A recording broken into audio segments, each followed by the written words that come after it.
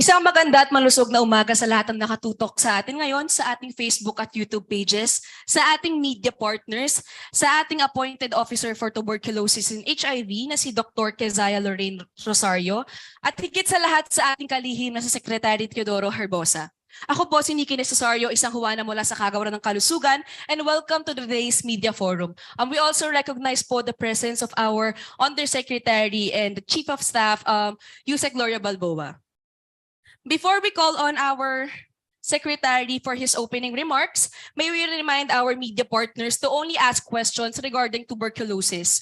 All other non-TB questions may be sent to our Viber group for written responses. May we also inform the media that after 2 questions, our Secretary will be directed to Dr. Rosario. Once again, good morning. Now we call on our Health Chief for his opening remarks. Magandang umaga po sa inyong lahat at sa lahat ng media dito. Thank you for joining me for this press briefing. There are 2 things I want to discuss today. Ang una, yung private sector partnership with the programs of the Department of Health. At nandito gusto ko sana ipakilala yung ating governor ng District 3830, si Dr. Mildred Vitangcol. Kasama ang ating Rotarian na doctor, si Dr. Joseph Manapsal, ayan. And then nandito yung ating president ng aking Rotary Club, no? Sa Honorary Rotary of Makati, F. Sobel, yan, si Danny Soleta. Siguro patatawag ko muna sila before we talk about tuberculosis because I think very important maintindihan ng lahat na hindi kaya ng Department of Health solvein lahat ng problema sa kalusugan. At very important yung role ng private sector. Kung maalala nyo, ang Rotary ang tumulong sa Department of Health ma-attain yung polio vaccination. Naalala nyo, it was the Rotary Club that actually helped the Philippines get out of polio, eradicate polio from the country. And now, dahil nakita nila yung efforts natin, especially with other diseases like TB, siguro I'd like to call on Mildred. Mildred, siguro magsalita muna. Magandang umaga po, Secretary Ted Herbosa. Thank you for the opportunity to be part of this this morning. And yeah, I'm so happy. Good morning, everyone. Those who are here and on Facebook, thank you so much. Kami po ay hindi na bago po sa partnership ng advocacies ng Department of Health, even before we met our Honorable Dr. Ted, but the relationship strengthened more because we started last year. We had these health caravans that we had been doing for our District 3830 sa Rotary. Marami po kaming mga activities na ginagawa related to supplement and bridge the gap of the healthcare na nangailangan ng mga kasambayanan natin na kulang talaga ng access sa healthcare. So kami na mga Rotarians, we go all over the Philippines, mga last mile na hindi na pupuntahan at kulang ang mga doktor, gumagawa kami ng mga misyon para po masuportahan po yung kakulangan sa healthcare na kailangan ng ating sa kasamahan. So isa din po ito sa focus na ginagawa ng ang Rotary, maliban po sa immunization and promoting the healthcare to supplement whatever we need. Kami nandito lang naman po as private partner or non-government organization ng Rotary na tutulong dun po, committed po kami kay Dr. Ted to whatever we can do to help in terms of bridging the gap and supplementing the needs of the Department of Health. Marami po tayong projects ngayon na lumalakad, lalo na dyan sa mga global grants na pwede nating gagawin para po makapagkaroon tayo ng funding para po masupplement yung kakulangan po. And our funding will be coming from all the way from the Rotary International through global grants. And marami din po tayong mga partners na mga may-ari ng mga kumpanya na pwede pong tumulong at saka mga presidente ng Rotary, District 3830 and other districts na tutulong din po para magkaroon po ng access ng healthcare. So marami pong salamat. Thank you to our friends in Rotary for providing support to the programs of the Department of Health. And thank you, Secretary, for your opening message. We will now proceed to our question and answer portion. And again, may we remind our media partners that the Secretary will leave after 2 questions. Succeeding questions will be answered by Doc KZ in front. For our first question, may we call on Ms. Dec Villanueva from the Philippine Star. Good morning po, Secretary and Doc Keisha. I came across information before that there is a plan to shorten the treatment for tuberculosis. Did this push through? Is it already being implemented? And what are the details of this shortened treatment for TB? Yeah, thank you for that question. I think Keisha will reaffirm that this is actually ongoing, and we want to actually implement this short course 4-month therapy by third quarter of 2023. So we're actually in this particular quarter. The WHO has recommended us to adopt the 4 months treatment for regimen, which is a 2 months of certain list of drugs, and then another 2 months of a different set of drugs. This is for the regular drug susceptible tuberculosis. And tayong 6-month regimen naman for the drug-resistant tuberculosis kasi yun yung dumadami. So I think both of this will be implemented. Some of the problems sa TB is mahaba, 9 months to 12 months dati. Madaming fallout kasi pag wala nang naramdaman yung pasyente, hinihinto niya yung meds. This shorter therapy, I think, will give us better success of really stopping the treatment and hindi na magkahawahan. Thank you for that answer, Secretary. Doc KZ, would you like to add something po to the answer of the Secretary? Yes, these new guidelines that will be coming out from the Department of Health will really ensure that patients who's undergoing the treatment course will have shorter span of intake. So therefore, falling out of the treatment course will be lessened. No? So as Doc Ted has mentioned, there are several regimens that will be cascaded with shorter timelines. And also this would be that one that is suitable for the adults. We have 2 months HRZE. So these are the isoniazid, rifampicin, pyrazinamide, ethambutol regimen that is for the adults. Version the kids or the 3 children until 12 years old, and that would be a combination of new set of drugs, which is the isoniazid, rifampicin, moxifloxacin, and also pyrazinamide. So yung sa younger children, these are new combination of drugs as well. Thank you for that question, Doc KZ. For the next question po, still from Ms. Dec Villanueva.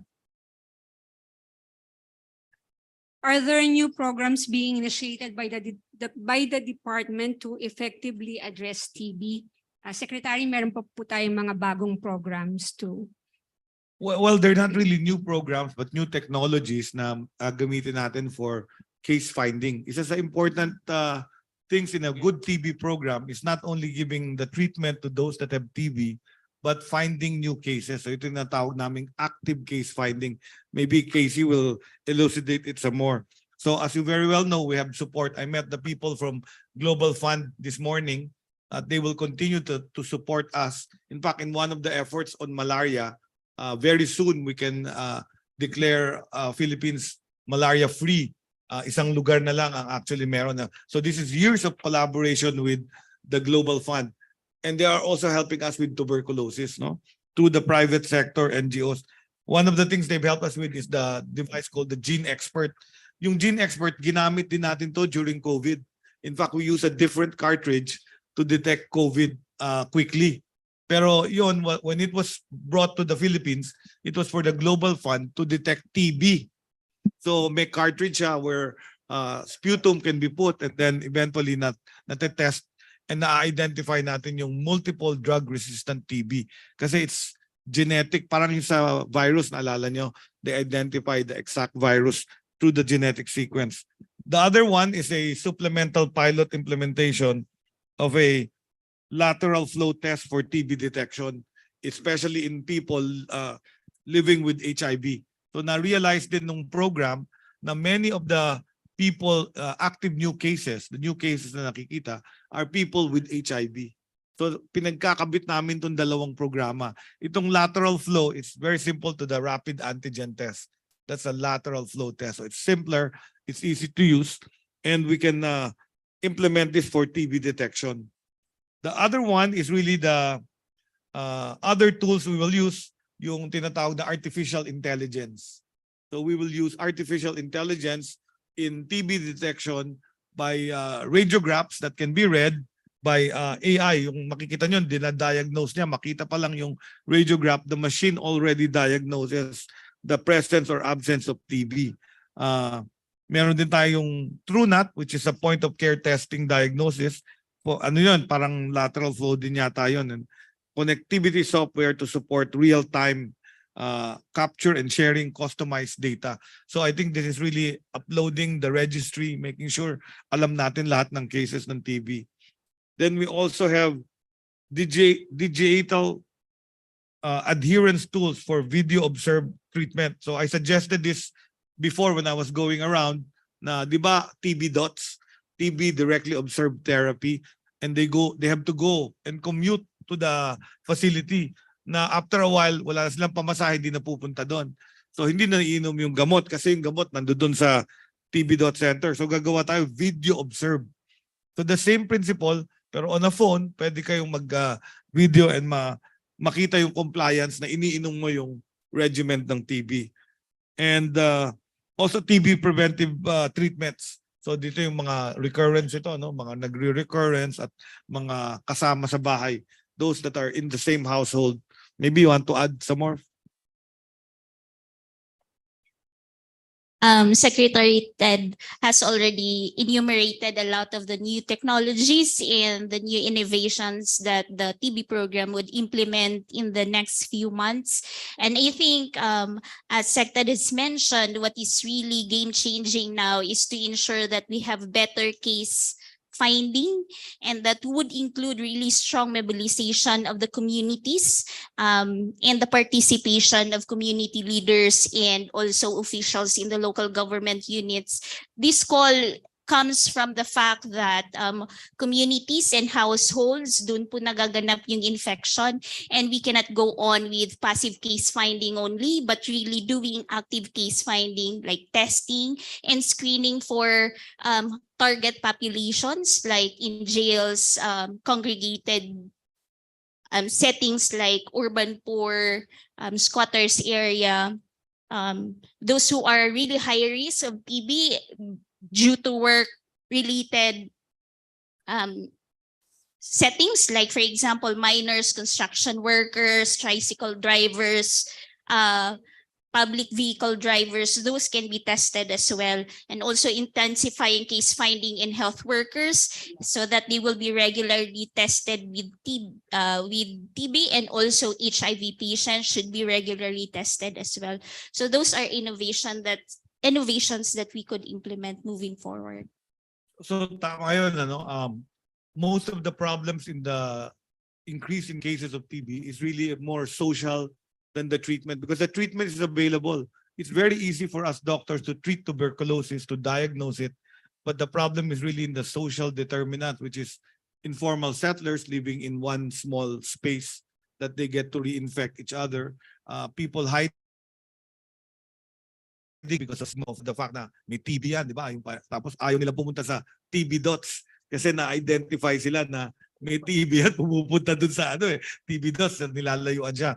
So they refuse to go. So itong social determinants and changes in behavior, we will also address. The other thing on our side, and I talked to Global Fund about this, is I'm seeing problems in logistics and supply chain management because we buy all the drugs, buy all the testing. But I see TB dot centers that I visited in my last 2 weeks na nauubusan ng supply ng gamot. So this has to be addressed as well. We probably have to computerize and digitize logistic supply. I was telling Casey here that during the COVID-19, we learned a lot from the fast food chains. We had the days to last concept where in each area laging may bakuna. Hindi siya nauubusan. We had 7 days to last as a target. So laging each unit has 7 days to last. Apparently wala pang ganun dun sa TB program natin.